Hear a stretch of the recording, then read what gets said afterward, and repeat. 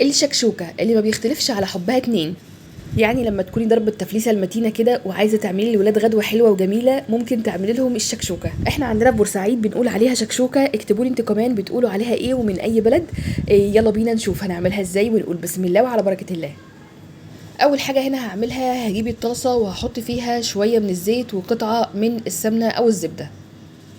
اكتبي لي برضو التريكات والحركات بتاعتك كده في الشكشوكه ايه في الكومنتات تحت، خلينا نستفيد من بعض. بعد كده حطيت البصله كده انا مقطعاها، وبعد كده حطيت فلفل حراق وفلفل الوان وفلفل اخضر عادي.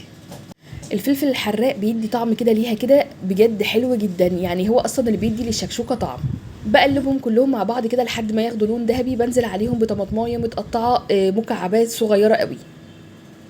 لحد كده تمام، حسيتها انها محتاجه زيت، حطيت لها شويه زيت. بعد كده رشيت رشه ملح ورشه كمون ورشه فلفل اسود. لو عايزين تحطوا شطه حطوا شطه، لو مش حاطين فلفل حراق. اول ما الخضار كده هنقلب، واول ما الخضار تحسوا ان دخل في السويه هنحط لهم فصين من الثوم، يا مدقوقين يا اما متقطعين شرايح رفيعه.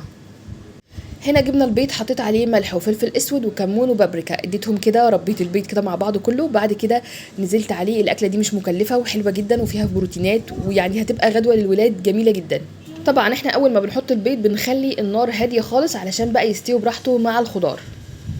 بكده خلصت غدوة النهاردة، سريعة جميلة وطعمها بجد حلو ومش مكلفة. اعمليها جنب طبق فول جنب بطاطس مقلية وهتقضي اليوم بإذن الله. أهم حاجة بقى ما تنسوش تكتبوا لي انتوا بتتابعوني منين، ولو وصلتوا لهنا تصلوا على النبي وتتابعوني. أنا سارة جمال من بورسعيد. باي باي حلوين. بابا حميد سلاي شوشوكا.